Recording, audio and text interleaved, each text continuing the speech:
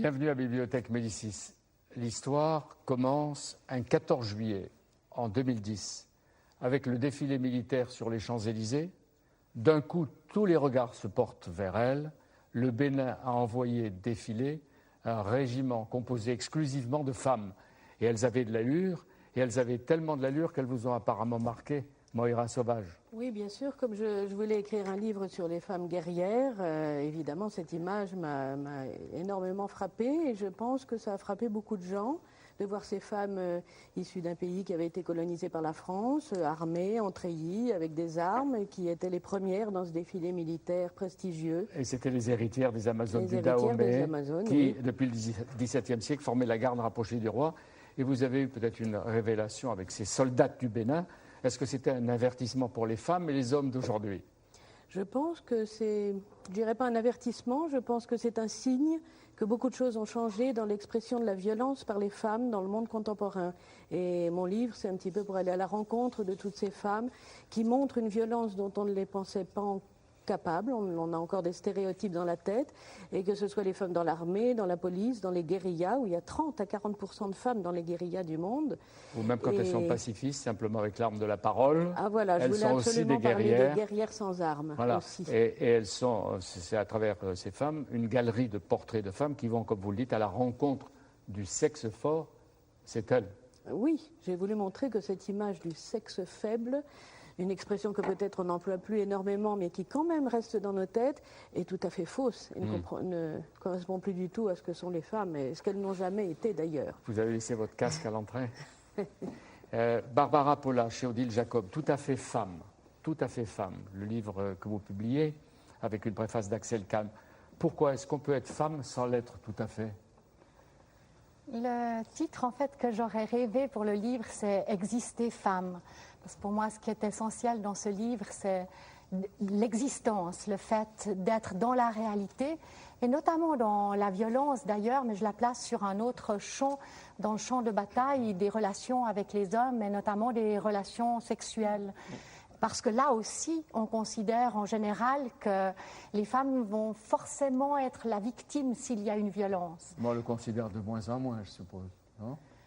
On va le voir. Mais la femme est donc toujours au combat pour son existence, oui, pour son autonomie. Existence. Et par rapport à tout à fait femme, c'est cela que mon livre veut dire. C'est soyons nous-mêmes, tout à fait nous-mêmes, et non pas ce que les autres souhaitent que nous soyons ou nous disent qu'il est convenable d'être. Mais ça, c'est valable dans les démocraties ou dans la plupart des pays, parce qu'il y a tellement de pays où elles sont sacrifiées. Oui, mon livre parle d'ici et d'aujourd'hui.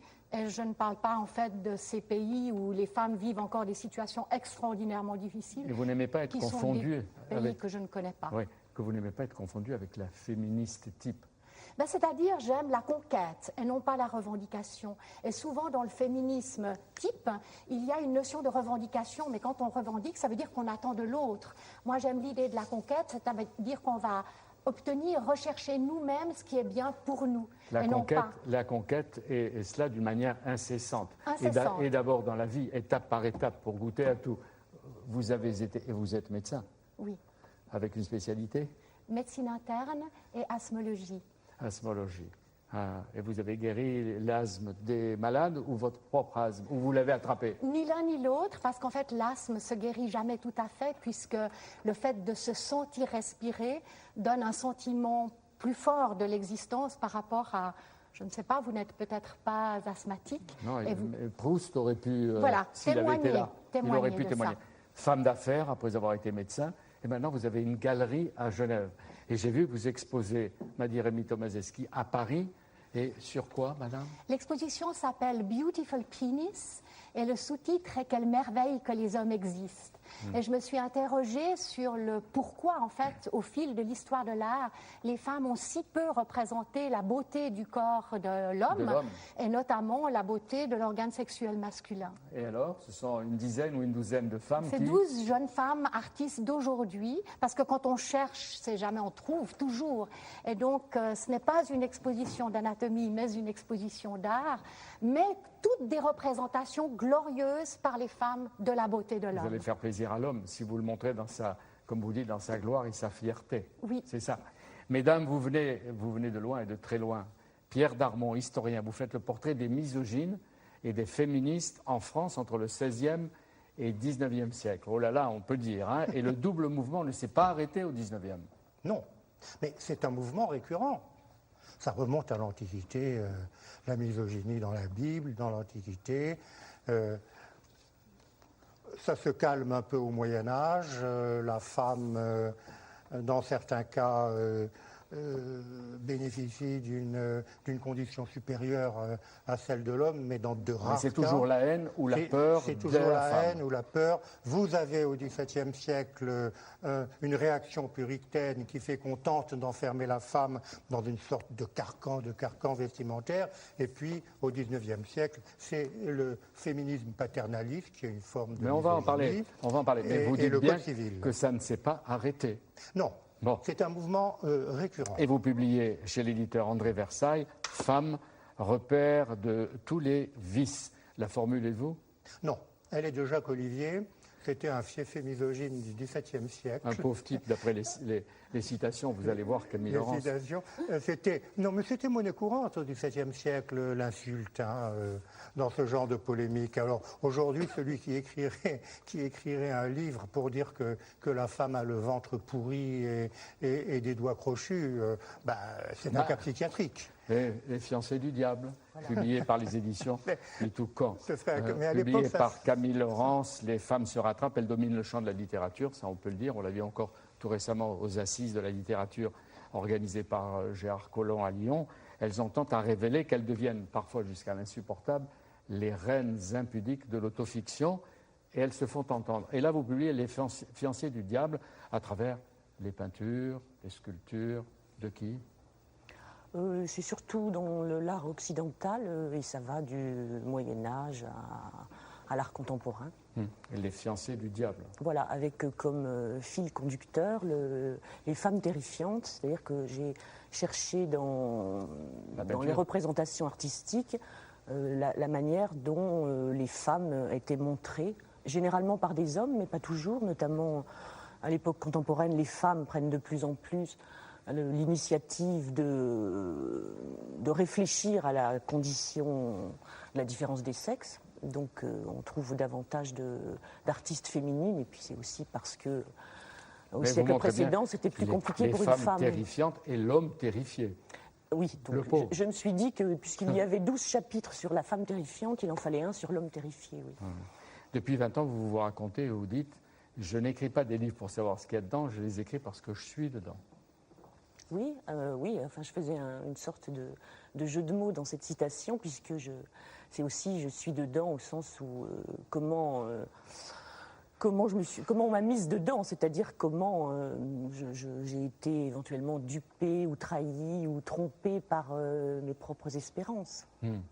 Et vous ajoutez, j'ai mimé tout entière comme on vous met en terre, ça c'est dans Romance nerveuse. Dans chaque livre, je porte l'amour au tombeau. Mais d'amour en amour morte, est-ce que vous gardez la capacité d'aimer? C'est un rebond permanent. Mais l'écriture, pour moi, est toujours un peu d'essence testamentaire. C'est-à-dire que quand vous écrivez une histoire d'amour et quand elle a une part autobiographique, elle est tournée vers le passé. Donc, comme le disait Marguerite Duras, on écrit sur le corps mort de l'amour. Oui. Et donc vous en enterrez beaucoup? Non, pas tellement. Non, je vous rassure. Non, pour vous renouveler. Vous dites, vous vous mettez en terre, mais pour le moment encore, c'est chaque fois une résurrection. Au moins pour vous. Je ne me laisse jamais longtemps mettre au cercueil. Oui, voilà, c'est ça, si j'ai bien compris.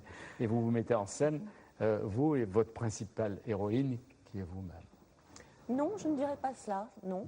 Mais les gens croisés, les gens rencontrés. Oui, parce que ce qui m'intéresse, ça n'est pas en fait tellement l'introspection, c'est la relation entre, en particulier, une narratrice qui est donc toujours une femme, en effet, puisqu'elle emprunte des traits à moi-même, mais pas tous, et c'est la relation à l'autre, qui n'est pas forcément un autre amoureux d'ailleurs. Oui, mais ce n'est pas une relation équilibrée, parce que l'autre est toujours dévoré.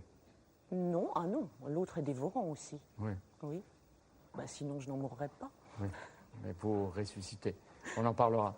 Moira Sauvage, vous avez commencé par travailler et par écrire sur les violences faites aux femmes. Et comment vous êtes passée à la violence des femmes?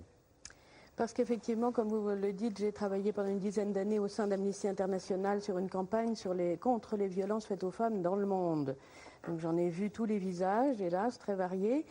Et en même temps, en travaillant à Amnesty, et puis à travers pas mal de voyages que j'ai pu faire dans le monde, j'ai rencontré plein de femmes qui n'étaient absolument pas des... Elles étaient peut-être des victimes des lois inégalitaires, de violences domestiques, etc.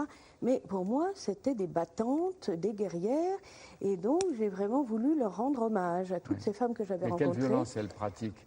Parce qu'elles peuvent pratiquer ni plus ni moins la violence des hommes aussi. Alors là, je parle de ces femmes militantes que j'ai rencontrées à travers d'Amnesty dans tous les pays, qui défendent la cause de leur peuple ou qui luttent contre la pauvreté. Et j'ai rencontré des femmes très fortes. Donc je me suis dit, j'ai envie d'en parler. Et puis parallèlement, j'habite à côté d'un commissariat de police. Et ça fait 20 ans que je passe devant le commissariat. Et j'avais l'habitude de voir... Vous voyez des hommes qui viennent pleurer? Non, je vois des femmes qui se tiennent comme ça en roulant les mécaniques, la main sur le pistolet. Et à chaque fois, je me disais, mais pourquoi est-ce qu'elles sont obligées de prendre une attitude virile, entre guillemets? Donc j'ai voulu répondre à ces questions. Mais c'est vrai que depuis quelques années, les femmes exercent des métiers autrefois réservés aux hommes. Dans la police, 15% dans l'armée française, 19% dans la police. Il y en a beaucoup dans ces assemblées, pas assez.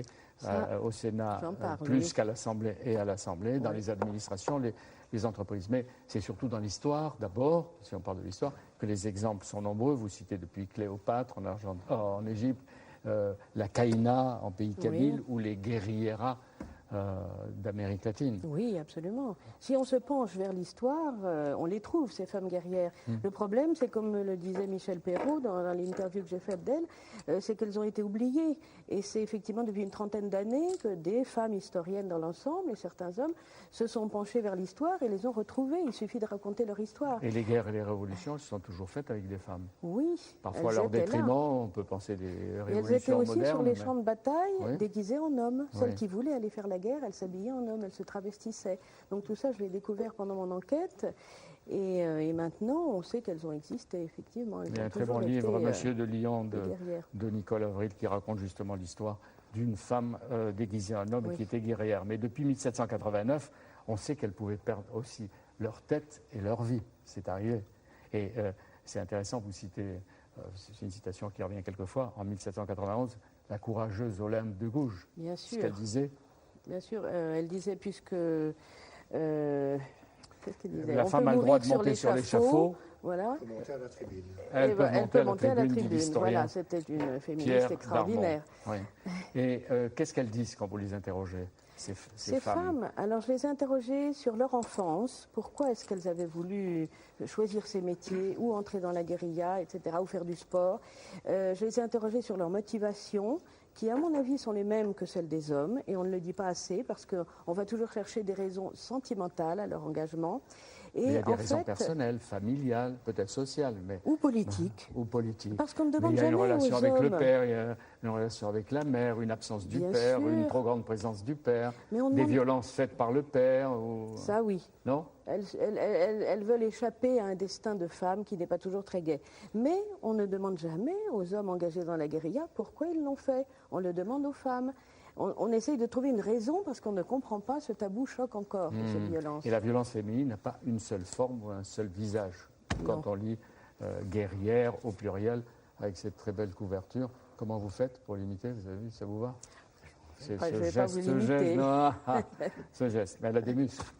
Elle a des muscles, oui. Mais elle a quand même le petit foulard. C'était une reproduction d'une affiche pendant la Deuxième Guerre mondiale aux États-Unis. Oui, oui. Mais qu'est-ce qu'elle fait là? Elle fait le ménage à la maison? Pas du tout. Elle est dans une usine où elle remplace les hommes, une usine d'armement. Elle fabrique les missiles. Exactement, en Californie. Et les avions. Mais vous parlez aussi des championnes, parce qu'elles ont en même temps cette...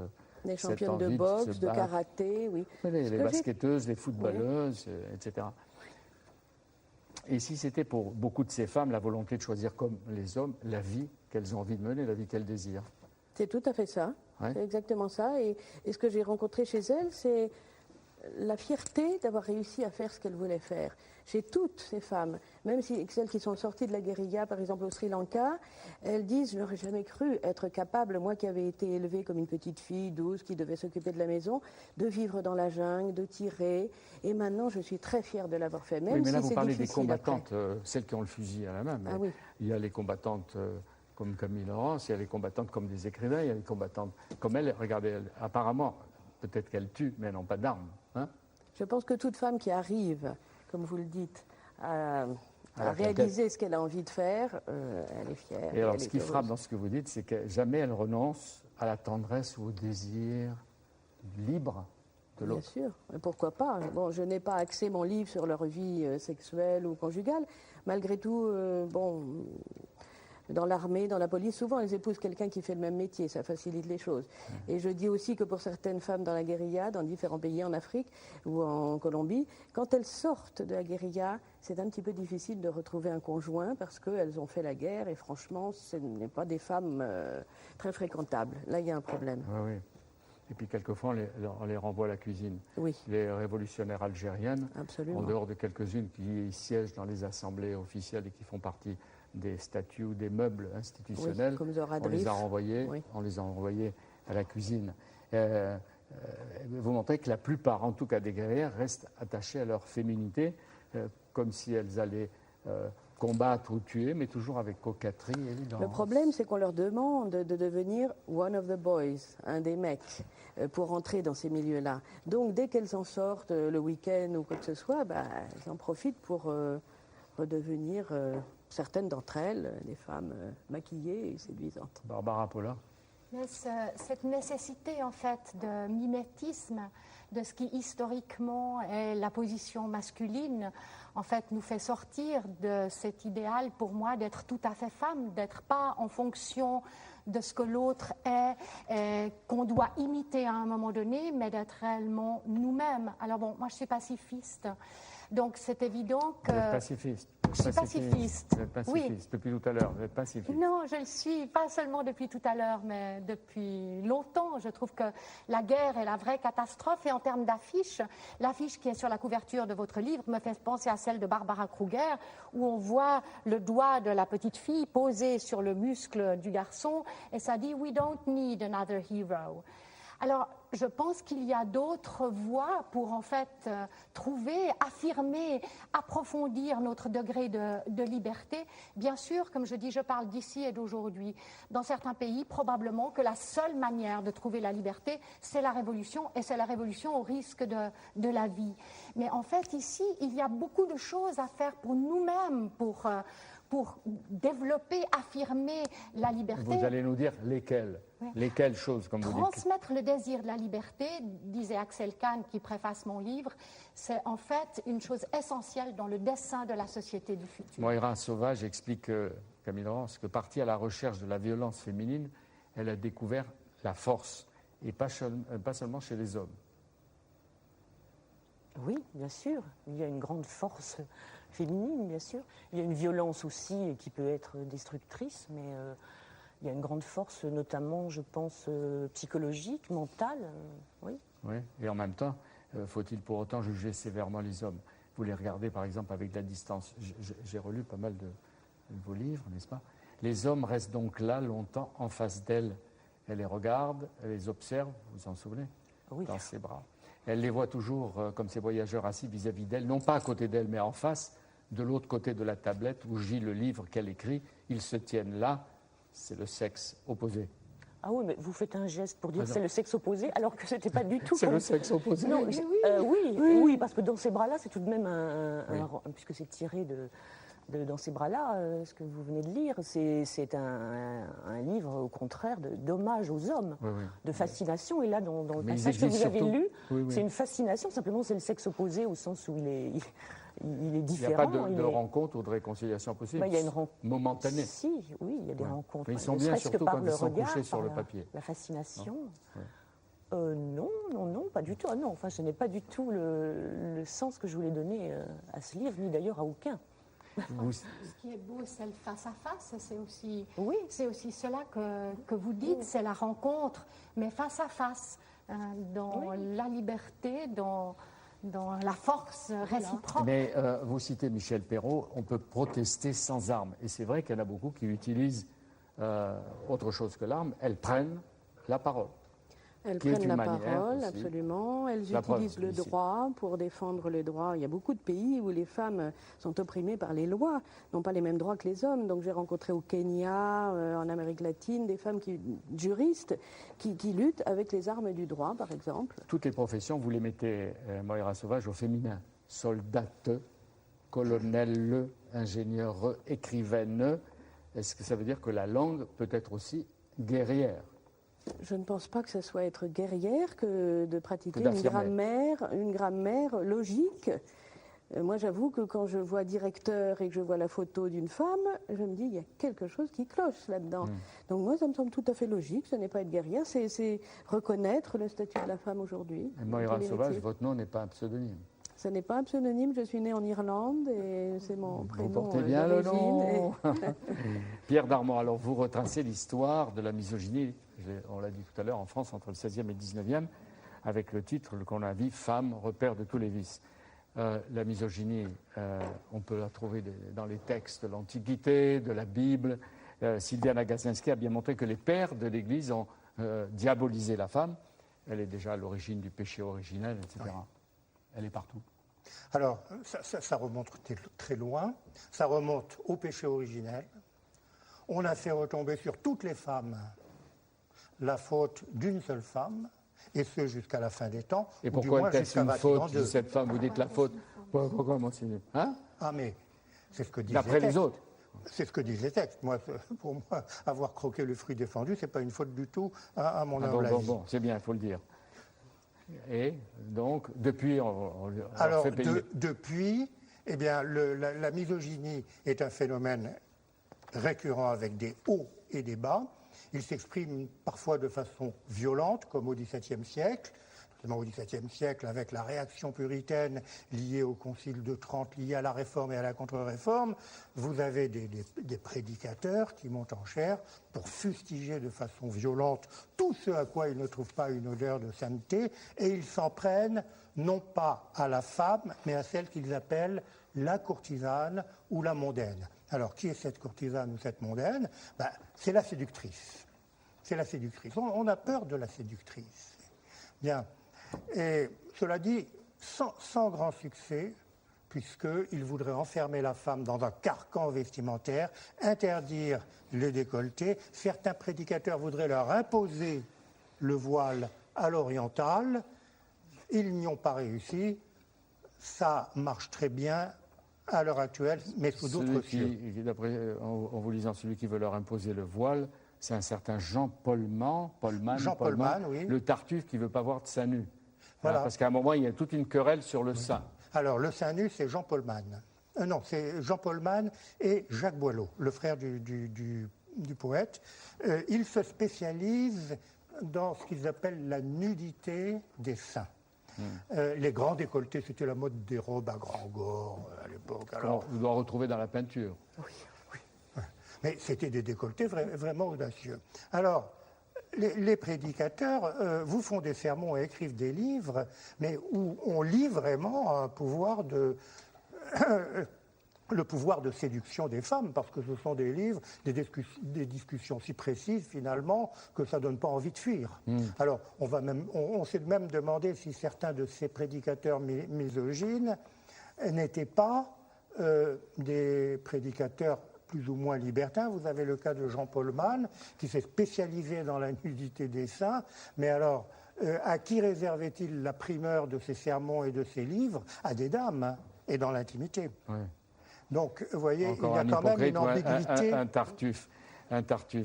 Mais vous citez Aristote, il a dit des bêtises, lui, alors.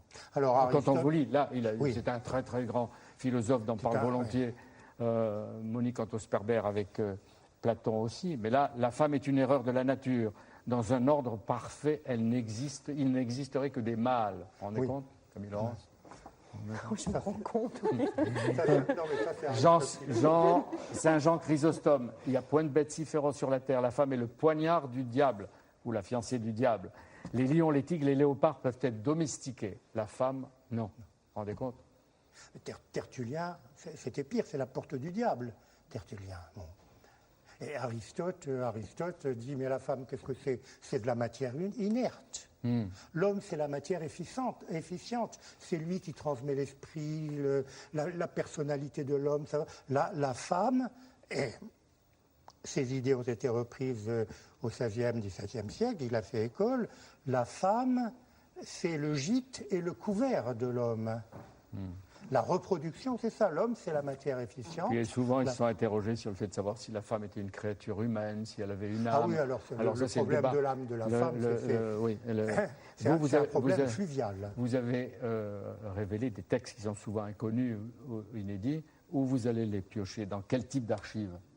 Alors, dans les manuels de confesseurs, dans les recueils de sermons, dans les livres de théologie. En ce qui concerne la misogynie ecclésiastique, cela dit, il est bon de dire que la misogynie n'est pas une spécialité ecclésiastique. Les médecins, d'un certain point de vue, ils ont été pires. Ils ont été pires que les ecclésiastiques parce qu'ils même quand ils ont fait semblant de défendre des femmes. Même quand ils ont fait semblant de défendre, ils les ont défendus pour les mieux soumettre. Et on a vu le résultat, ça a donné le Code civil qui, évidemment, proclame la supériorité de l'homme et la soumission de la femme. Et pour s'en sortir, ça a été assez dur. Et dans la psychanalyse et Freud, non, on n'est pas dans les médecins qui parfois défendent la femme et puis la laissent dans un état peut-être de subordination, non? Alors, on peut se faire engueuler par les psychanalystes. Retrouver certaines racines, effectivement, dans le domaine de la psychanalyse, mais c'est moins net. Ah ben quand j'entends tout ce que dit Pierre Darmon, je me dis qu'il était grand temps que les femmes se mettent à parler d'elles-mêmes dans les livres, vous voyez? Non, vous avez tout à fait raison. Quitte à être impudique, puisque vous avez employé cet adjectif. Mais vous avez mis l'accent sur les auteurs misogynes. Il y a des auteurs féministes. Mais attends, sur les auteurs misogynes, il y a des philosophes qu'on aime, Schopenhauer, mais qu'est-ce qu'il a dit comme bêtise? La femme est un animal à cheveux longs et à idées courtes. Heureusement qu'il a été parfois ou souvent mieux inspiré. Ou même Nietzsche que vous citez. Hein, il compare les femmes. Il dit que les femmes sont des oiseaux, des chats, quand tout va bien, des vaches. Ah ouais. Amante dans Zarathustra. Tout va bien. Oui. Amante, oui, la Suisse qui en parle. Amante, montre religieuse, la femme représente pour l'homme, dit Nietzsche, les pulsions de mort. Le désir de lui soutirer sa puissance et de le faire jouir à en mourir, de le happer dans sa jouissance femelle. Mais ça c'est quelque chose de très important, l'absorption dans la relation sexuelle, et c'est quelque chose dont je trouve on ne parle pas assez et que je détaille dans Tout à fait femme, parce qu'en fait, dans la relation sexuelle entre hommes et femmes, qui est un face-à-face, qui est une relation essentielle, on vit hommes et femmes au monde, en fait, on considère toujours que la pénétration est un geste agressif. Mais en face, il y a effectivement l'absorption, et on peut même se poser la question si dans le champ sexuel, la violence féminine qui absorbe, mais qui en général va garder quelque chose à l'intérieur d'elle, n'est pas plus forte même que la violence masculine. Mais c'est ça qui devait leur faire peur à l'époque. Mais bien sûr que ça fait peur. Mais ce que je dis, c'est qu'il faut en parler et puis jouer dans un champ de bataille qui n'est pas le champ de la guerre, mais jouer dans un champ de bataille qui est prévu pour cela, qui est prévu pour la rencontre la plus belle entre l'homme et la femme. Et être tout à fait femme, c'est aussi cela. C'est le mythe de la Méduse qu'on retrouve... Dans les fiancés du diable. Oui, dans les fiancés du diable, mais qu'on retrouve dans la peinture, évidemment dans les récits antiques. C'est vraiment la Méduse avec sa tête de serpent, avec sa chevelure de serpent, et qui fascine au point jusqu'à la mort. Mais ce que je pense aussi, c'est que justement, en glorifiant l'autre, en fait, on se met dans une relation qui est beaucoup plus positive, parce qu'on parle beaucoup des misogynes, mais il y a les femmes misandres aussi, et Dieu sait qu'il y en a. Et moi, ce que je propose, c'est plutôt de dire... La réconciliation. Oui, mais la glorification et la magnification de l'autre, qui, en retour, en fait, nous met dans une position qui est beaucoup plus belle et beaucoup plus libre. En dégradant l'autre, on ne gagne jamais. Quel hymne à l'amour et à l'égalité. Les fiancées du diable, les tueuses, dans la peinture. Oui. Par exemple, là, vous montrez un Cranach, il y en a beaucoup. Klimt, la femme phallique. Oui, mais ce sont toutes les représentations qui peuvent être fantasmatiques, archaïques, complètement enfouies dans l'inconscient, toutes les représentations négatives des femmes.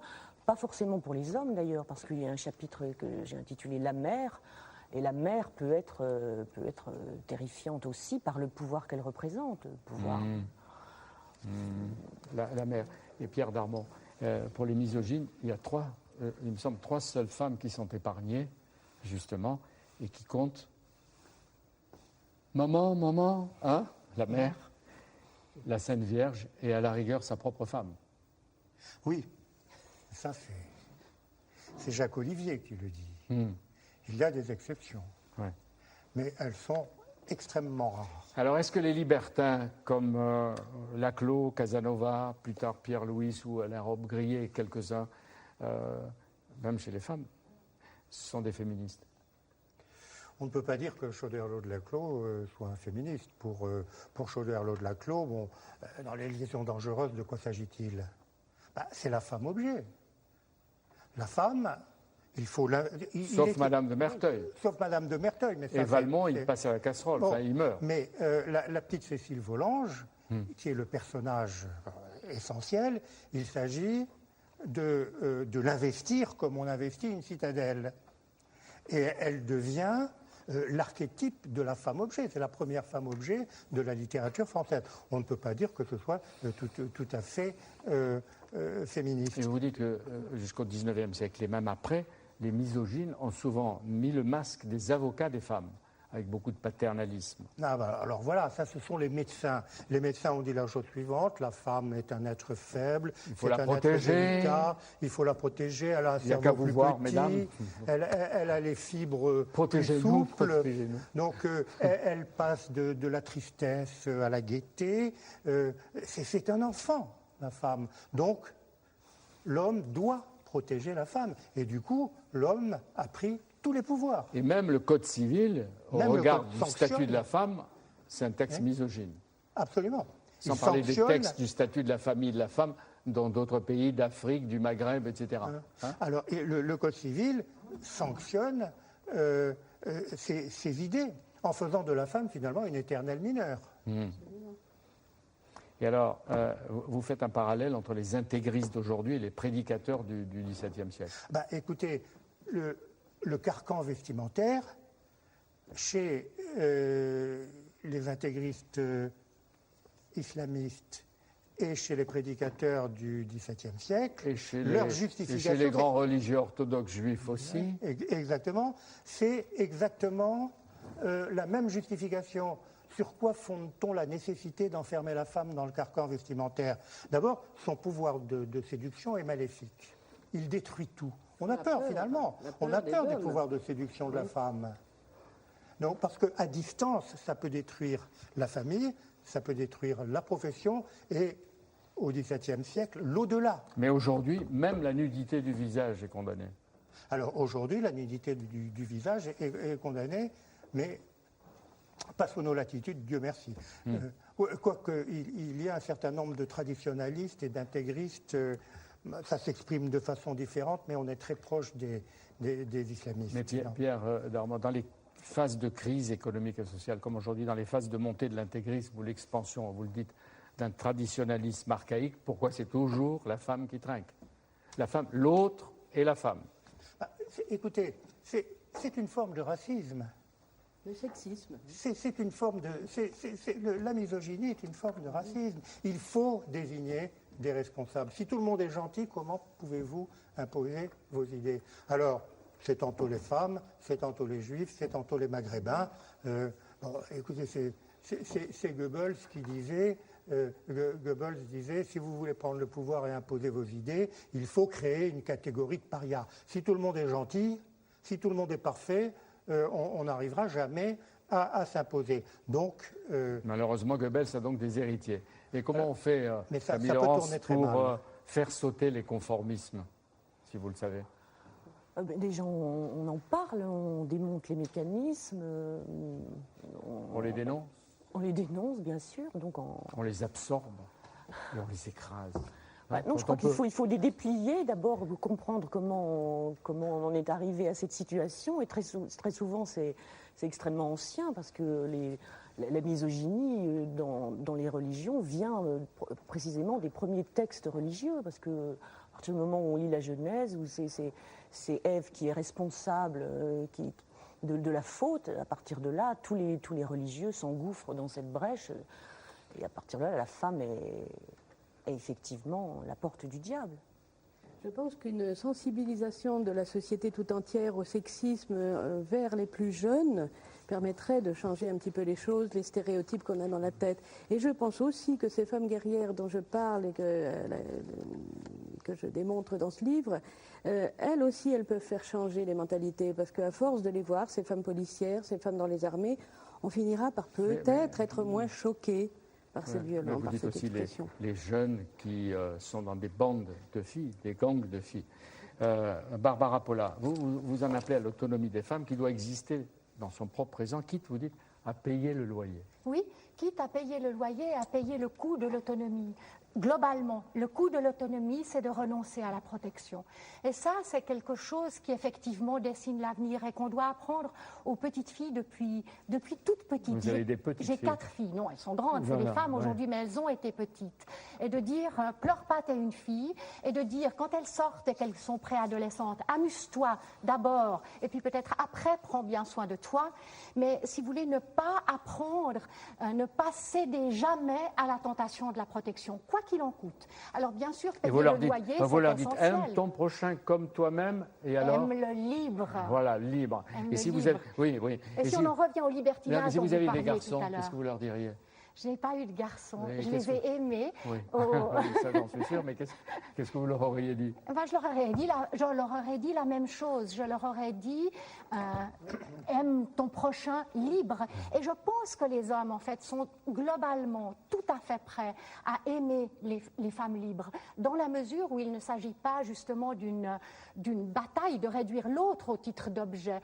Nous parlions de la femme objet, mais non, la femme est un sujet, ce qui ne veut pas dire qu'elle va faire de l'homme face à elle non, un mais objet. Qu'elle soit libre d'abord pour elle-même. D'abord pour elle-même. Et l'autre en profitera aussi. Et ça permet de rencontrer l'autre et de libérer, d'apporter la liberté à l'autre aussi. Mais jusqu'où va votre désir pour les femmes d'indépendance et de liberté? Il n'y a pas de limite.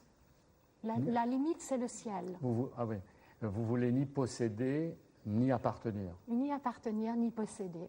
Et donc, dans cette question, en fait, du libertinage, qu'est-ce que je dirais d'un homme libertin? Je dirais que c'est un homme qui est dans le désir et que le désir, c'est la vie et que je vais préférer un homme qui désire, pas forcément moi-même, mais vous, parce que ça veut dire qu'il est effectivement dans la vie et dans le désir de la rencontre de l'autre. Je pense que le fait d'imaginer de posséder, de dire mon mari ou ma femme, ça n'a pas de sens, on est ensemble dans la vie. Quand un homme vous a dit ma Barbara, etc., vous l'avez renvoyé?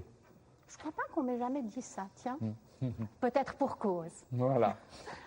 Vous citiez la peinture et la sculpture. Jusqu'à présent, dites-vous, les hommes ont représenté le corps des femmes dans leurs moindres détails. On le voit à l'Effancier du diable, mais il y a tellement dans la peinture, chacun à sa manière et selon son époque, les Botticelli, Léonard de Vinci, Courbet, Picasso, etc., Matisse, Renoir, Degas. Et vous dites qu'il est temps que les artistes femmes représentent le corps de l'homme. Oui, parce que d'abord... Ça vaut la peine? Oui, bien sûr que ça vaut la peine. D'abord parce que c'est magnifique. Ça vaut le plaisir aussi. Chacun de nous, en fait, vit dans un corps qui n'est non partageable, mais si ce qu'on ne représente pas, on ne le connaît pas vraiment. Et puis, je pense aussi que pour les femmes, de représenter le corps de l'homme, c'est oser affirmer notre propre désir de l'autre. Et ça aussi, je pense que c'est un chemin vers la rencontre, c'est de ne pas avoir peur de dire nous sommes des sujets désirants. Pas seulement des sujets guerriers, mais aussi des sujets désirants. On ne veut pas seulement prendre la place ou tuer ce qui nous a fait du mal, mais on veut idéalement, in fine... Je crois que ça ne les empêche pas d'avoir du désir pour les hommes, toutes ces femmes que j'ai rencontrées. Et vous, là, tout à fait femme, Barbara Polla, vous souhaitez que les hommes passent, comme vous dites, du statut d'incontournable, il faut ce qu'il faut, au statut de désirable. Oui, alors ça, c'est ce que... C'est pas homme-objet, ça. Non, non, c'est pas un objet. D'ailleurs, Axel Kahn, il le dit beaucoup mieux que j'ai essayé de le dire dans tout le livre, dans sa préface. Il dit, dans le monde de Barbara, les hommes ne sont plus nécessaires, mais ils sont désirables, et finalement, c'est mieux comme ça. Les artistes femmes doivent représenter le corps de l'homme tout nu, je vous cite. Les artistes femmes doivent s'intéresser de plus près au corps des hommes et à leur pénis, non comme instrument de blessure, mais comme corps de joie. Déjà, instrument de blessure. Ben oui, parce que, si vous voulez, la position de victime de la femme, elle est très forte dans le domaine sexuel. Si on parle d'agression sexuelle, on va tout de suite, l'image qu'on voit, c'est un homme qui agresse une femme. Donc, le pénis, le phallus, il est un instrument de pénétration, il est le modèle de toutes les armes qui ont été construites, ou presque. Il y a très peu d'armes construites sur le modèle, en fait, du sexe absorbant. C'est ça, le poignard du diable. Oui. Entre autres. Hein? Oui, d'ailleurs, c'est pour ça que dans l'Antiquité, Lilith, la lèvre primitive, refusait d'être en dessous de l'homme pendant l'acte sexuel. Parce qu'elle considérait que c'était une soumission. À la galerie Nuke, N-U-K-E, à Paris, l'expo Beautiful Penis. C'est l'image de l'homme dans toute sa gloire, sa fierté. Dans sa gloire, sa splendeur, et même d'ailleurs dans la perspective religieuse du phallus, comme le dit Sarah Lucas, qui est... C'est à Paris, hein? Oui, c'est absolument... Parce que normalement, vous exposez aussi à Genève, mais vous êtes nomade. Nomade à Paris, Et j'expose dans les galeries des autres, et je suis émerveillée une fois de plus par l'ouverture, en fait, des Français et des Parisiens. C'est une chose qu'on ne dit pas assez. Vous êtes, on l'entend... Pardon, plutôt une originale. Je n'ai pas dit suisse, non originale.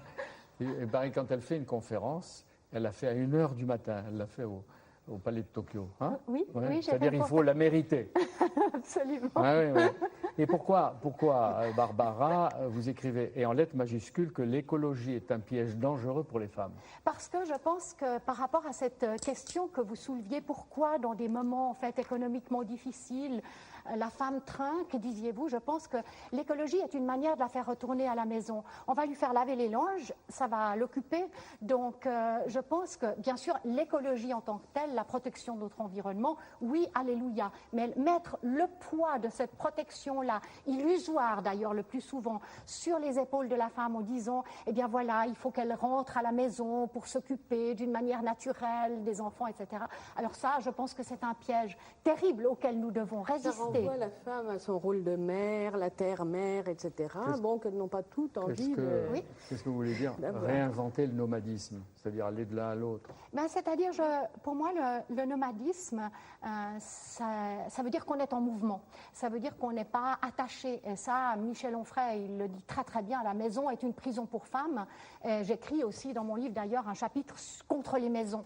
Parce qu'à moins que ce soit vraiment nos maisons à nous, je pense que c'est une formidable manière, en fait, plus discrète que le voile ou le carcan vestimentaire, mais le carcan de l'habitation est une formidable manière de garder la femme à la maison. Femme libre et fidèle à soi-même, ça peut être une annonce. Cherche homme avec lequel échanger libre et fidèle à soi-même. Oui. C'est facile à trouver? C'est pas si difficile que ça. Ah bon? Oui. Ouais. À condition de faire du nomadisme. Et la notion de fidélité, qu'est-ce que c'est? La notion de fidélité, je pense que l'essentiel, c'est effectivement d'être fidèle à soi-même, d'être en accord avec soi-même. Et je crois que si on arrive à être en accord avec soi-même, ce qui est quand même la chose la plus difficile que nous avons à faire sur cette terre, à ce moment-là, on peut rencontrer l'autre. Et la notion de la fidélité par rapport au désir, d'imaginer qu'un homme va désirer comme moi pendant une vie entière, enfin moi, ça me paraît juste absurde. Mais la réciproque est donc vrai homme libre et fidèle à soi-même veut échanger avec femme libre et fidèle à soi-même. Ceci va. Il faut que ce soit réciproque. Et vous dites souvent, on voit bien que être femme, ça s'apprend. Simone de Beauvoir l'avait dit. Et on n'a jamais fini d'apprendre à être femme. Mais on peut vous rassurer qu'on n'a jamais fini d'apprendre aussi à être homme. La chirurgie esthétique, vous vous intéressez beaucoup au corps, au physique, etc. Elle se développe pour les hommes aussi. Est-ce que vous soutenez tant de rafistolages qui sont autant de destruction et d'autodégradation? Alors, ce que je pense, c'est que, en fait, l'idéal, c'est de se ressembler à soi-même. et que la chirurgie esthétique qui nous transforme en un troisième sexe, peut-être presque non, mais si j'ai une immense tache brune sur la joue et qu'elle ne me plaît pas, eh bien je vais peut-être la faire enlever. Je pense que ce qui est important, c'est que... Mais que chacun prenne soin à sa mais manière oui, de lui-même. C'est un respect de l'autre aussi, de se présenter sous ses meilleurs auspices. Et Camille Laurence aussi, elle écrit le désir. Et votre ambition, c'est de faire entendre les corps. Hein, et les mots font partie du corps. Ah oui, pour moi, les mots, c'est une sorte de sécrétion avec ce qu'il y a aussi de secret dans ce mot. Et qui passe d'un corps à l'autre. Moi, je vois les mots vraiment comme un flux, voilà. Qui va qui peut et revenir, vient, qui va voilà. et vient. Oui, et qui module la pensée. En fait, vous lire module ma propre pensée et ma propre manière de m'exprimer. Et pour vous, vous dites le roman, c'est toujours une table de dissection. Oui, mais c'est un petit peu ce qu'on disait tout à l'heure. Mais je reprenais la formule de Lautréamont, la rencontre d'une machine à coudre et d'un parapluie sur une table de dissection. Et j'en faisais une métaphore du roman, c'est-à-dire qu'on met dans un roman des personnages qui parfois ne vont pas du tout ensemble. C'était le cas dans Romance nerveuse, puisque le couple est tout à fait inattendu. Ce ne sont pas des personnages qui étaient destinés à se rencontrer. Et donc, je les mets ensuite sur cette table de dissection qui est toujours un roman, parce qu'il y a un moment où l'amour est terminé, c'est ce que je disais tout à l'heure, et voilà, on fait une sorte de... en cours de route de cet amour. C'est plus difficile. C'est-à-dire on prend des notes. Ah non, moi je ne prends jamais de notes. Non, contrairement à une espèce d'image négative qu'on a des écrivains qui écrivent à partir d'eux-mêmes, on ne vit pas uniquement pour pouvoir écrire ensuite. D'accord, mais vous restituez les dialogues avec l'interlocuteur. C'est-à-dire que la mémoire a oui, joué, mais vous... oui, mais c'est une réécriture aussi. Hein, c'est-à-dire que je n'ai pas mon petit enregistreur sonore. Non, évidemment. Donc, mais la mémoire suffit. Pourquoi vous dites qu'est-ce qu'une histoire d'amour, sinon une scène de crime? Oui, parce qu'il y a un vaincu et un vainqueur, parce qu'il y a toujours quelqu'un qui aime moins, donc quelqu'un qui aime plus. Mais qui dévore l'autre? Qui tue qui dans ces cas-là? Ça dépend. D'ailleurs, tuer, c'est peut-être excessif. Symbolique. Mais en tout cas, je pense que l'amour est toujours blessant, parce qu'il y a de l'incompréhension, il y a de l'amour propre, enfin, il y a tout ce qui empêche l'amour, en fait. Mais on ne peut pas imaginer des relations apaisées? Ou est-ce que c'est toujours, comme dit Mayra Sauvage, la guerre, la guerrière, etc. Moi, je veux bien les imaginer, mais je n'en ai pas vu beaucoup. Je n'ai jamais dit que c'était la guerre en amour. Hein. Ce n'est pas du tout le thème de mon livre. Non, c'est autre chose. Mais c'est vrai qu'il y a des exemples de grands livres qui prouvent que la littérature, ce n'est pas seulement la guerre, même si c'est beaucoup la guerre. Les romans d'amour, il n'y a pas beaucoup de romans où tout va bien et où tout le monde est heureux. Oui. Comme on dit, les gens heureux n'ont pas d'histoire. Donc, mais il y a souvent un conflit. Au moins écrire, c'est un combat, au moins pour le choix des mots, ou pour faire recréer de la vie. Ah oui, ça, je crois que c'est le combat principal, oui. S'il y a une guerre, c'est contre la matière même de la langue qu'il faut arriver à maîtriser pour en extraire le maximum de vie aussi. Et est-ce qu'on touche le lecteur en se dénudant, même symboliquement? C'est au lecteur de le dire. Je pense que, d'expérience, je pense que oui. Ça répond à ce moment-là à une nécessité intérieure. Et je crois que les livres les plus beaux, c'est forcément, si on ne met rien de nous, comment peut-on intéresser l'autre? Et quand ils répondent à une vraie nécessité, qu'elle soit d'un moment ou plus profonde, à ce moment-là, écrire, c'est nécessaire. À Lyon, aux Assises du roman, vous avez dit les influences vécues et choisies. J'ai lu un très intéressant article aussi dans Le Monde. Verlaine, Racine, Baudelaire, Hélène Sixot et La Rochefoucauld. Oui, La Rochefoucauld, c'est une de mes grandes rencontres d'adolescence. J'aime la forme de la maxime parce que justement, là, il y a cette bataille. Il était lui-même la concision et la force. Oui, trouver la flèche dans laquelle on va pouvoir mettre le maximum de sens en très peu de mots. Qui vit sans folie n'est pas si sage qu'il croit. En voilà une. En voilà une, oui, que j'aime bien. Elle pourrait en citer de nombreuses. Et puis, donc il y a l'art. Parmi les influences, il y a aussi l'art. Hein? Oui, là, ça m'a beaucoup passionné d'écrire ce livre et surtout de chercher l'iconographie parce que je suis entrée dans la fantasmatique finalement que nous partageons tous, enfin au moins en Occident, hein, des représentations de la femme comme à la fois la sorcière, l'animal, la tueuse, la femme qui n'a pas besoin de l'homme, enfin toutes les représentations qui peuvent faire peur. Et dans laquelle vous vous retrouvez dans ce 12 chapitres? Non, je ne me retrouve pas dans... Vous retrouveriez?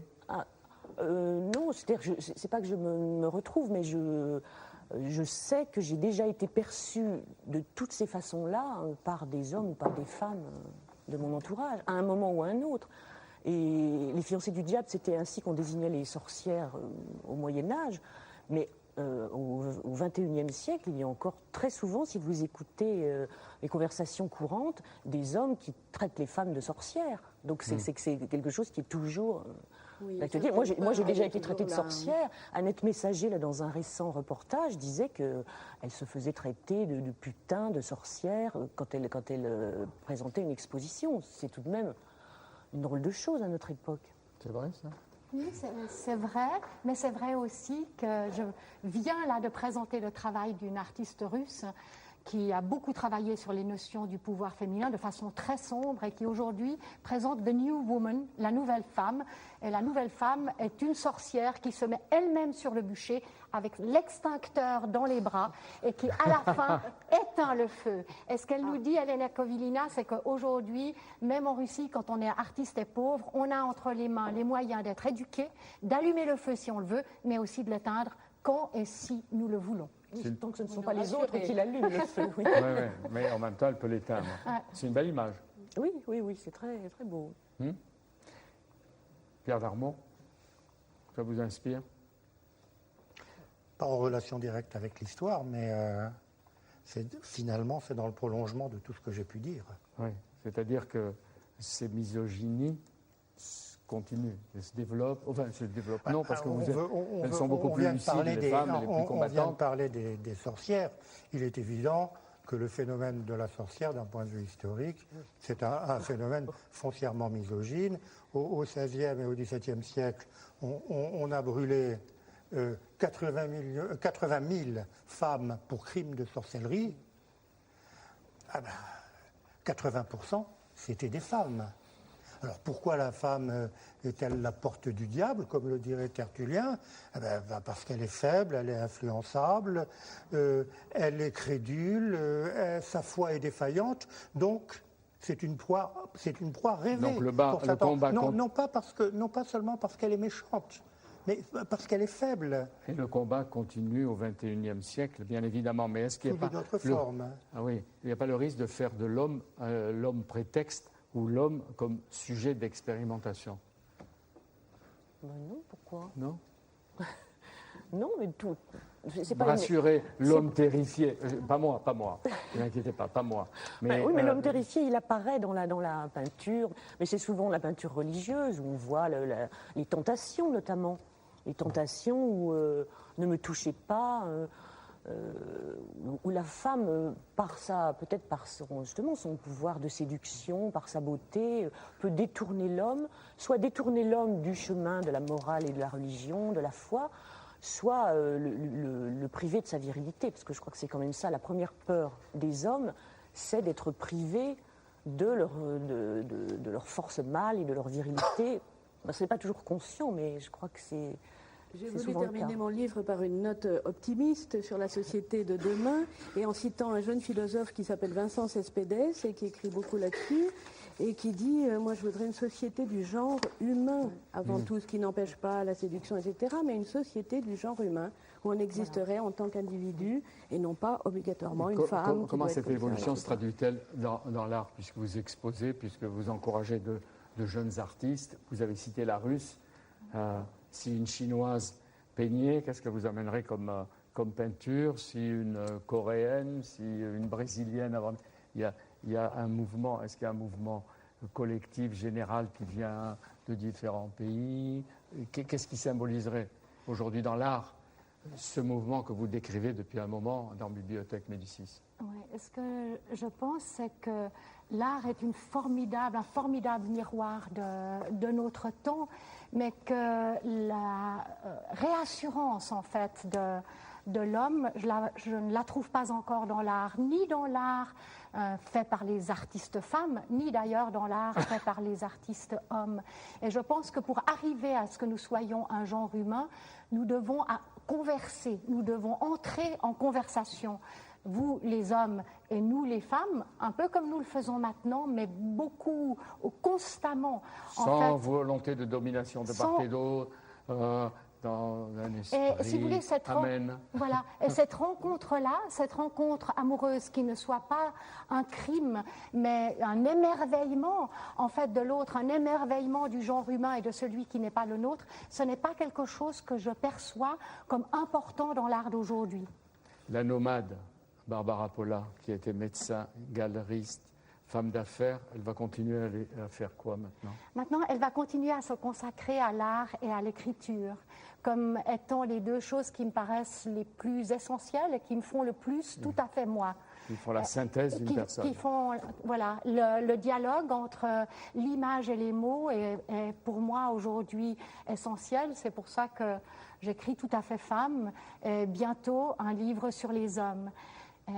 Pour retrouver peut-être aussi cette possibilité pour les hommes, parce que si on revient en arrière dans l'histoire de l'art, chez les Romains, on a l'homo, l'homme, et le vir, l'homme dans le désir, l'homme en érection. Et ça, c'est très important parce que ça veut dire que chez les Romains, l'homme avait cette possibilité de double position. Et je me demande si ce n'est pas quelque chose qu'on va voir apparaître, et en tout cas, j'aimerais le dire avec des mots. La synthèse se fait à travers l'écriture et la littérature. C'est un hommage à ceux qui écrivent. Voilà. C'est un hommage mérité à l'écriture. Chaque femme vit en effet sa vie et sublime sa vie à travers l'écriture, la musique, l'art. Vous venez de le montrer dans le sport, vous l'avez dit tout à l'heure, dans les différents sports. Et est-ce qu'aujourd'hui, chaque femme doit dire, Moira Sauvage, comme cette Baïda que vous citez, cette jeune Irakienne, ça m'a beaucoup touché, dans une prison de Bagdad, et qui dit « Ne vous fiez pas à la douceur de mon visage, mon cœur est en pierre ». Est-ce qu'un jour viendra où le cœur n'aura plus besoin d'être en pierre ou en granit? La guerrière et le guerrier pourront alors peut-être déposer les armes. Merci à toutes et à tous d'être venus. Merci à vous tous, fidèles de Bibliothèque Médicis, au-delà des frontières et apparemment des mers. Et à bientôt.